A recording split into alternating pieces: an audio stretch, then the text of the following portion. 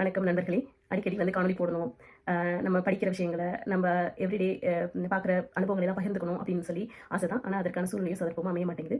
So இன்றைக்கி வந்து ஒரு முக்கியமான நேற்று வந்து ஒரு காணொலியை வந்து கேட்டுட்டு இருந்தேன். அப்போ கேட்கும்பொழுது கவிஞர் யுகபாரதி அவர்கள் வந்து ஒரு கல்லூரியில் வந்து ஒரு உரையாற்றிருந்தார். அப்போ கல்லூரி மாணவர்கள்கிட்ட ஒரு புறநானூற்று பாடலை வந்து மேற்கோள் காட்டி அவர் வந்து பேசியிருந்தார். அந்த உரை வந்து என்னை ரொம்ப கவர்ந்துச்சு. அவர் அதை மேற்கோள் காட்டிய அந்த புறநானூற்று பாடல் வந்து எனக்கு ரொம்ப ஆச்சரியத்தை கொடுத்துச்சு. ஏன்னா அந்த புறநானூற்று பாடல் இன்றைக்குமே நம்ம வாழ்க்கைக்கு மிகவும் பொருத்தமாக இருக்குது அப்படின்னு சொல்லலாம். அந்த பாடலை வந்து அவர் குறிப்பிட்டு சொல்லும்பொழுது அந்த கல்லூரி மாணவர்கள்ட்ட ரெக்வஸ்ட் பண்ணுவார். நீங்கள் வந்து எதை படிக்கிறீங்களோ படிக்கலையோ பிரச்சனை இல்லை, சங்க இலக்கியங்களா நீங்கள் படிக்கிறீங்களோ படிக்கலையோ பிரச்சனை இல்லை, குறைந்தபட்சம் இந்த பாடலை வந்து பிரிண்ட் அவுட் எடுத்து வீட்டில் ஒட்டி வைங்க, அது டெய்லி பாருங்க, அது உங்களுக்கு மிகப்பெரிய ஒரு மோட்டிவேஷனாக இருக்கும் அப்படிங்கிற மாதிரி அவர் ரெக்வஸ்ட் பண்ணியிருந்தார். என்ன பாடல் அப்படின்னு சொல்லி நான் ரொம்ப ஆர்வமாகி அதை கேட்டேன். பாடல் வந்து இப்படி தொடங்குது. அதாவது என்னன்னா, உற்றுழி உதவியும் ஒரு பொருள் கொடுத்தும் பிற்றை நிலை முனியாது கற்றல் நன்றே அப்படின்னு அந்த பாடல் தொடங்குது. முதல் அடி இதுன்னு சொல்லலாம், முதல் பகுதி அப்படின்னு சொல்லலாம். 4 பகுதிகள் வருது. இதில் முதல் பகுதி, அதாவது உற்றுழி உதவியும் ஒரு பொருள் கொடுத்தும் பிற்றை நிலை முனியாது கற்றல் நன்றே. வேற ஒன்றும் இல்லைங்க, கற்கை நன்றே கற்கை நன்றே பிச்சை புகினும் கற்கை நன்றே. அதே சாராம்சத்தில் ஆரியப்படை கடந்த நெடுஞ்செழியன் வந்து பாண்டியன் வந்து 4000-5000 வருடங்களுக்கு முன்பே இதை சொல்லியிருக்காரு. இன்றைக்கி நம்மளும் அதை பண்ணுறோம். நிலத்தை வைத்து கடனை உடனே வாங்கி லட்சக்கணக்கில் கொண்டு போய் கட்டி நம்ம பிள்ளைங்களை படிக்க வைக்கிறோம். அது மாதிரி எப்படியாவது கஷ்டப்பட்டாவது பிள்ளைங்களை படிக்க வச்சிருங்க அப்படின்னு சொல்லி 4000-5000 வருடங்களுக்கு முன்னாடி இருந்த பாண்டியன் நெடுஞ்செழியன் வந்து சொல்லியிருக்காரு. இது வந்து இன்னைக்கு நடைமுறையில் இருக்குது. அதில் விமர்சனங்கள் இருக்குன்னு வச்சுக்கோங்களேன். இப்போ வந்து கல்விக்காக அரசாங்கமே அப்போல்லாம் வந்து அரசாங்கம்ங்கிற ஒரு கட்டமைப்பு இருக்குது. அது தன்னுடைய குடிமக்களை வந்து குடிமக்கள் நல்லா இருந்தால் தான் அந்த அரசாங்கம் நல்லா இருக்கும். அப்போ அந்த குடிமக்களை வந்து அறிவுடையவர்களாக எல்லாம் தெரிந்தவர்களாக ஆக்கினா தான் அந்த அரசாங்கமும் நல்ல வெளுத்தாக இருக்கும். அப்போ அந்த கல்வி அப்படிங்கிற அந்த கல்வி அறிவை வந்து அரசாங்கம் அதாவது இலவசமாக கொடுக்கணும். பட் இந்த காலத்தில் அப்படி இல்லை. நிறைய பணம் கட்டி எல்கேஜிக்கு லட்சக்கணக்கில் கட்டுறவங்கலாம் இருக்கிறோம். ஸோ அந்த மாதிரி இருக்குது. இருந்தாலுமே இது வந்து எல்லா மக்களுக்கும் இந்த கருத்து பண்ணாது. படிக்க முடியாமல் படிக்க வைக்க முடியாமல் அரசாங்க பள்ளிகளுக்கே அனுப்ப முடியாத சூழ்நிலையெல்லாம் இருக்கிறாங்க. அப்போ கல்வி கஷ்டமாக இருக்குது, படிக்கிறது கஷ்டமாக இருக்குன்னு பிள்ளைகளும் படிக்க விட்டுறக்கூடாது. அம்மா அப்பாவும் நமக்கு பணம் கட்ட முடியல, நம்மளால் படிக்க முடியலன்னு சொல்லி பிள்ளைகளுக்கு கல்வி கொடுப்பதையும் விட்டுறக்கூடாது.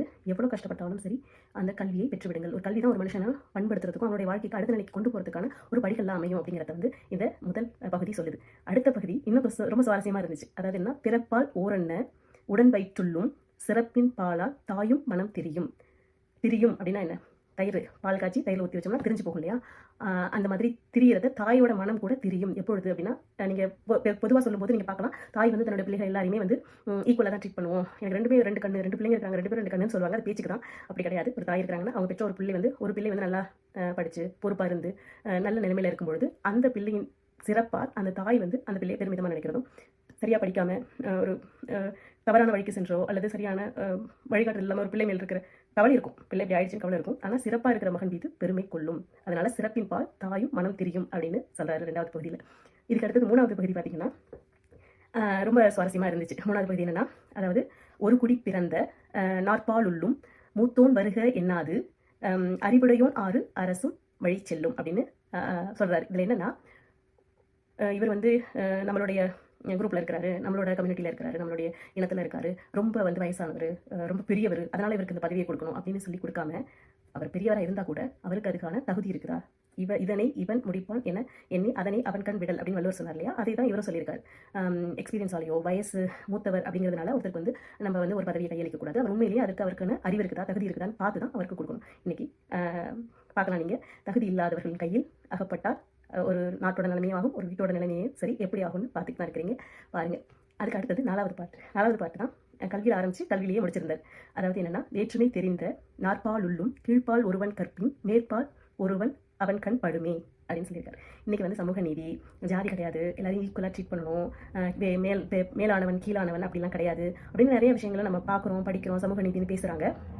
ஆனால் இந்த சமூக நீதியை வந்து எப்படி நிலைநாட்டலாம் அப்படின்னு சொல்லி பாண்டியன் நெடுஞ்செழியன் வந்து சொல்கிறார். எப்படின்னா, கீழான ஒரு நிலைமையில் உள்ளவர், அது வந்து சமுதாயம் தான் உருவாக்குது. அந்த கீழான நிலைமை அப்படின்னு எப்படி சொல்கிறாங்கன்னா, சமூகம் தான் அதை உருவாக்குது. நீ வந்து பிறப்பால் இந்த குடியில் தாழ்ந்த குடியில் பிறந்து விட்டாய், நீ படிக்காமல் இருக்கிறாய், உன்னிடம் பணம் இல்லை, பொருளாதாரம் இல்லை, இப்படிலாம் சொல்லி சில பேர் வந்து சின்னவங்க அப்படின்னு சொல்கிறோம்.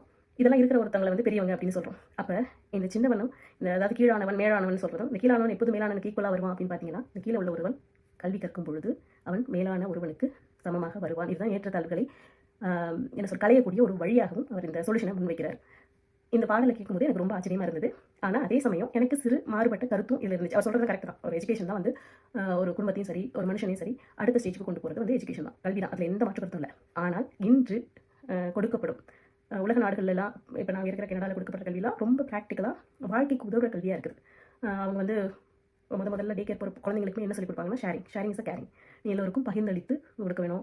உன்னுடைய முறை வரும் வரை நீ வெயிட் பண்ணணும். முண்டி அடிச்சு ஓடக்கூடாது. அடுத்தவங்களுடைய வாய்ப்பை தட்டி பறிக்கக்கூடாது. இந்த மாதிரி குப்பைகளை குப்பை தட்டி போட வேண்டும். சின்ன அறம் சார்ந்த வாழ்வியல் விடயங்கள்லாம் சொல்லிக் கொடுக்குறாங்க. ஜப்பான்ல ஆகட்டும், கனடால ஆகட்டும், நிறைய விடயங்கள் நான் பார்த்திருக்கேன். ஜெர்மனி கல்வி சிறந்த ஜெர்மனிலாம் நான் இந்த முறைகளெல்லாம் பார்க்குறேன். இந்தியாவில் கல்வி இன்னைக்கு எப்படி இருக்குது அப்படின்னு பார்த்தா, பணம் சம்பாதிக்கும் மெஷின்களை உருவாக்கக்கூடிய ஒரு சிஸ்டமாக தான் இருக்குது. ஏன்னா நானே இப்போ படிச்சுட்டு ஒரு கம்பெனியில் வேலை பார்க்குறேன். 40 வயசு ஆயிடுச்சுன்னு வச்சுக்கோங்களேன். நான் பார்க்கும் மனிதர்கள் இந்த மாதிரி பெரிய பெரிய கம்பெனியில் நல்லா சம்பாதிச்சுட்டு நிறைய இருக்கிற மனிதர்கள் கூட அந்த பணம் ஈட்டும் பொருளாதாரம் ஈட்டும் ஒரு கருவியாகத்தான் கல்வியை பயன்படுத்துகிறாங்க.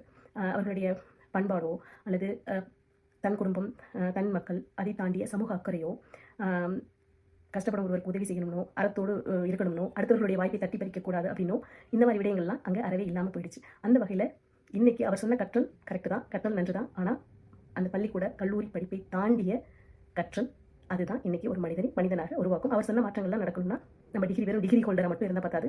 அதையும் தாண்டிய வாழ்க்கை, கற்றல், வாசிப்பு போன்றவை வேண்டும் அப்படிங்கிறது என்னுடைய ஒரு அடிஷனலான கருத்து. இதே போல வேறு ஒரு பாடலோடு, வேறொரு கருத்தோடு, வேறொரு காணொளியில் சந்திக்கலாம். நன்றி, வணக்கம்.